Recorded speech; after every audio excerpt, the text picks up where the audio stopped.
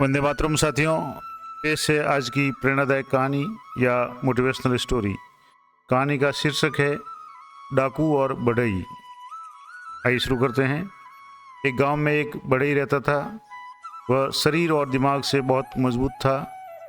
एक दिन उसे पास के गांव के एक अमीर आदमी ने फर्नीचर फिट करने के लिए बुलाया। जब वहां का काम खत्म हुआ तो लौटते वक्त शाम हो गई। उसने काम के पैसे जो भी मिले थे, पैसों की एक पोटली बगल में दबा दी और ठंड से बचने के लिए कंबल ओढ़ लिया। उसके बाद जैसे ही वो आगे चला, चुपचाप सुनसान रास्ते पर घर की ओर रवाना हुआ। कुछ देर जाने के बाद अचानक उसे एक लुटेरे ने रोक लिया। डाकू शरीर से तो बड़े ही से कमजोर था, पर उसकी कमजोरी को उसकी बंदूक ने ढक रखा था। अब बढ़ई ने उसे सामने देखा तो लुटेरा बोला, जो कुछ भी तुम्हारे पास है सभी मुझे दे दो, नहीं तो मैं तुम्हें गोली मार दूंगा। यह सुनकर बढ़ई ने पोटली उस लुटेरे को थमा दी और बोला, ठीक है, ये रुपए तुम रख लो, मगर मैं घर पहुंचकर अपनी बीवी को क्या कहूँगा?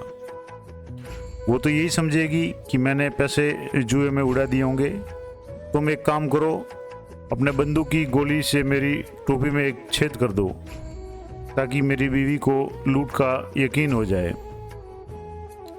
लुटेरे ने बड़ी शान से बंदूक से गोली चलाकर टोपी में छेद कर दिया। अब लुटेरा जाने लगा तो बढ़ई बोला, एक काम और कर दो, जिससे बीवी को यकीन हो जाए कि लुटेरों के गैंग ने मिलकर लूटा हो, वरना मेरी बीवी मुझे कायर समझेगी। तुम इस कंबल में भी 4-5 छेद कर दो। लुटेरे ने खुशी खुशी कंबल में गोलियां चलाकर 4-5 छेद कर दिए।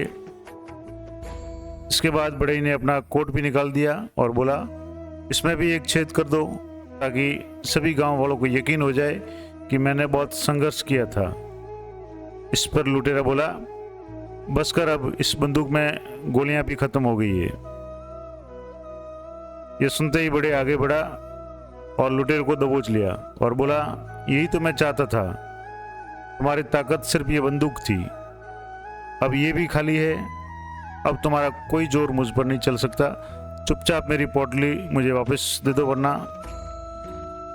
ये सुनते ही लुटेरे की सिटी पिटी गुम हो गई और उसने तुरंत ही पोटली बढ़ई को वापस दे दी और अपनी जान बचाकर वहां से भागा। आज बढ़ई की ताकत तब काम आई जब उसने अपनी अकल का सही ढंग से इस्तेमाल किया। तो मित्रों, ये थी कहानी।